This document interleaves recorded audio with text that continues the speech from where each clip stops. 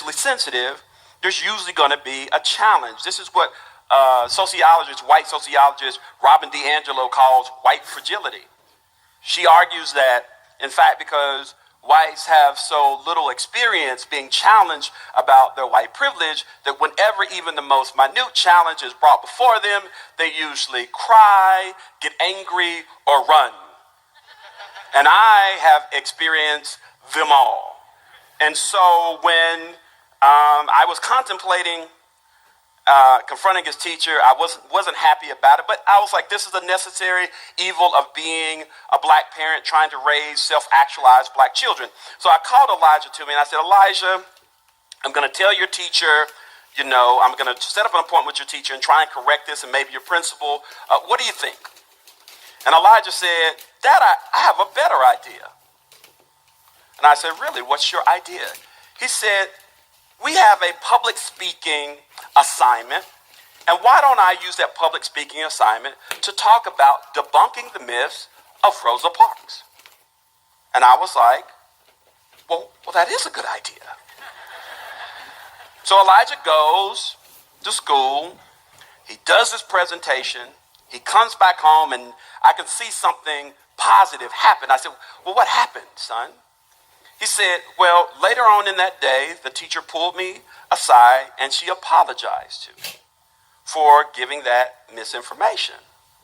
And then something else miraculous happened the next day. She actually taught a new lesson on Rosa Parks, filling in the gaps that she had left and correcting the mistakes that she made. And I was so proud of my son.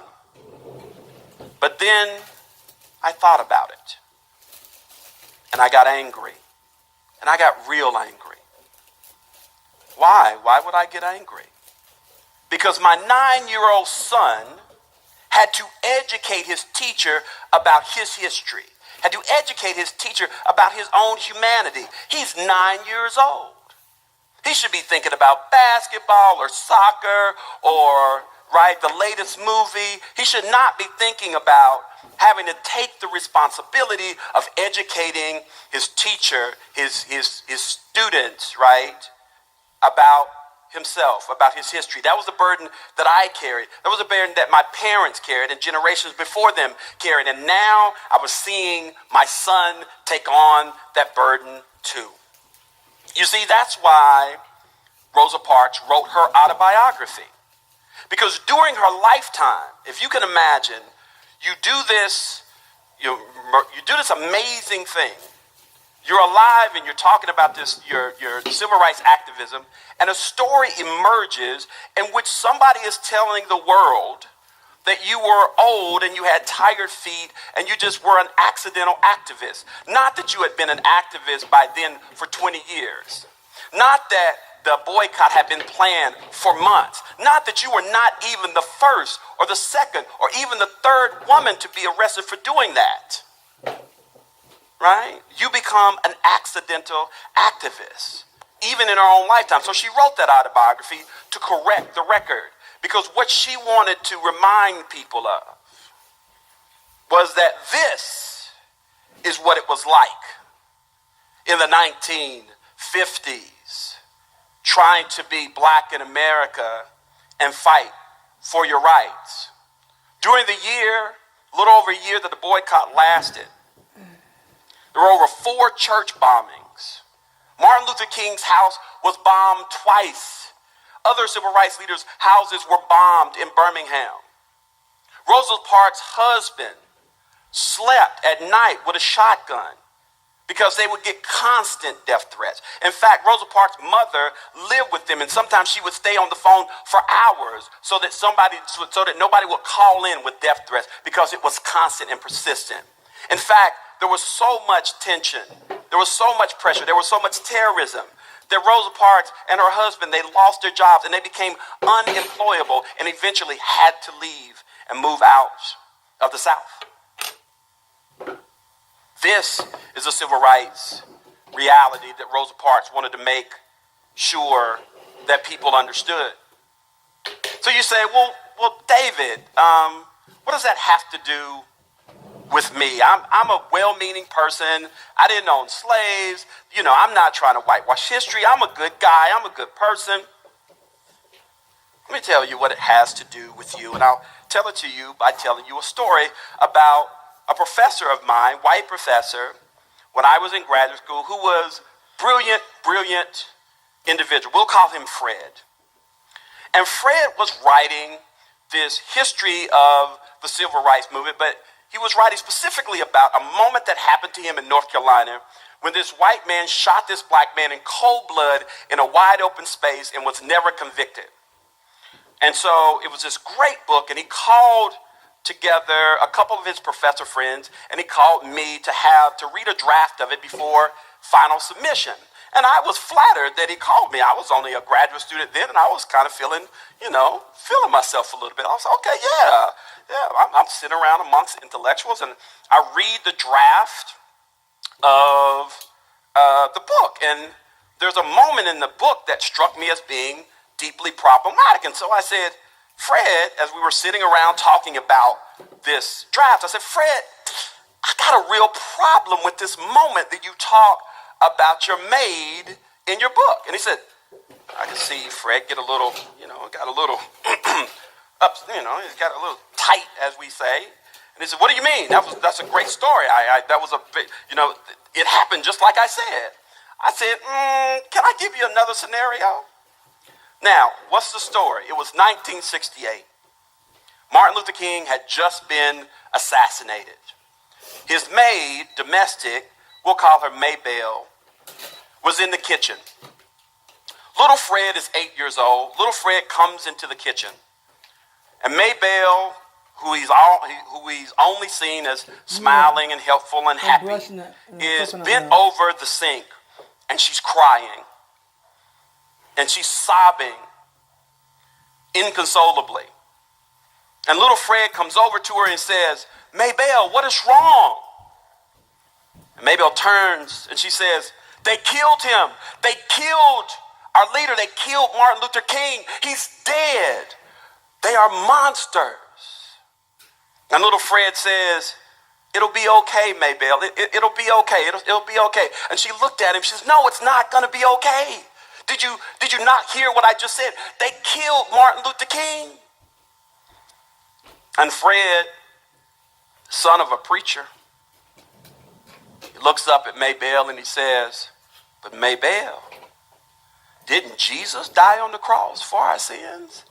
Wasn't that a good outcome? Maybe this will be a good outcome. Maybe the death of Martin Luther King will lead to a good outcome. And as Fred tells the story, he says that Maybelle put her hand over her mouth. She reached down and she gave little Fred a hug. And then she reached into the icebox and took out a couple Pepsis. Gave him some Pepsis and sent him on his way to play with his siblings. And he said, this was proof that even in the most harrowing times of race struggle, that two people could come together across racial lines and find human commonality along the lines of love and affection. And I said, Fred, that is some BS. Fred was like, but I don't understand, David. That's the story. I said, Fred, let me ask you a question. I said, you were in North Carolina, 1968. If Maybelle would have went to her community, you were 8 years old, what do you think the 8-year-old African-American children were calling her? Do you think they were calling her by her first name?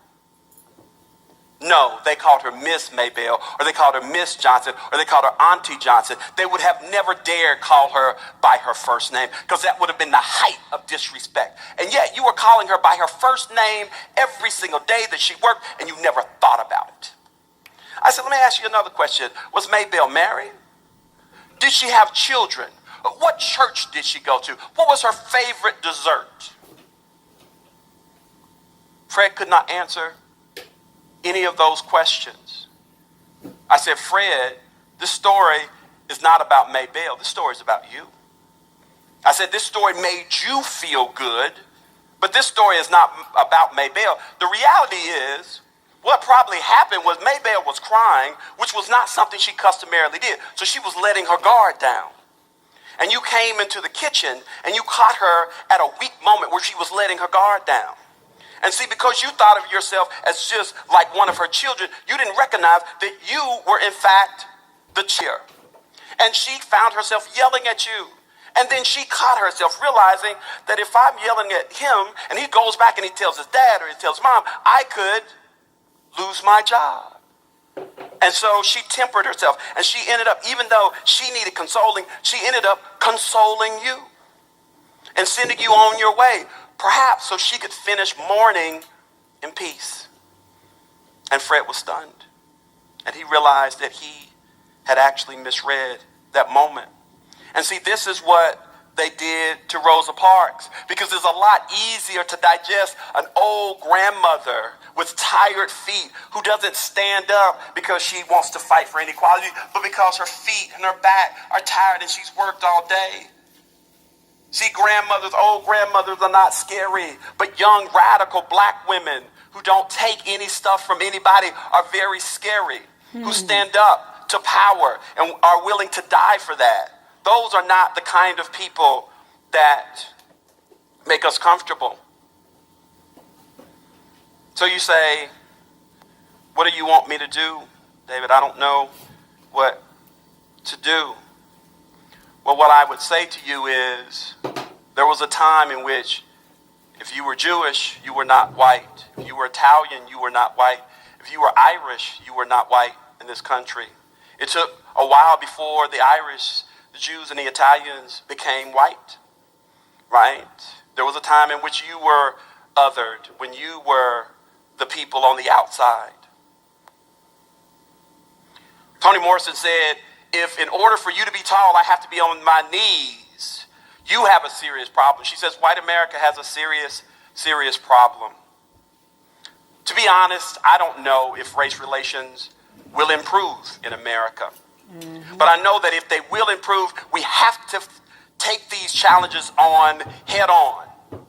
The future of my children depend on it. The future of my children's children depends on it. And whether you know it or not, the future of your children and your children's children depends on it too. Thank you. Black history. Whitewashing Black history. What does it mean, whitewashing Black history? Changing it into white man. Yeah. Erasing the history and creating the story they want you to hear. His story. Not our story, but his, as in his story. That didn't make the cut. So history, stories that didn't make the cut.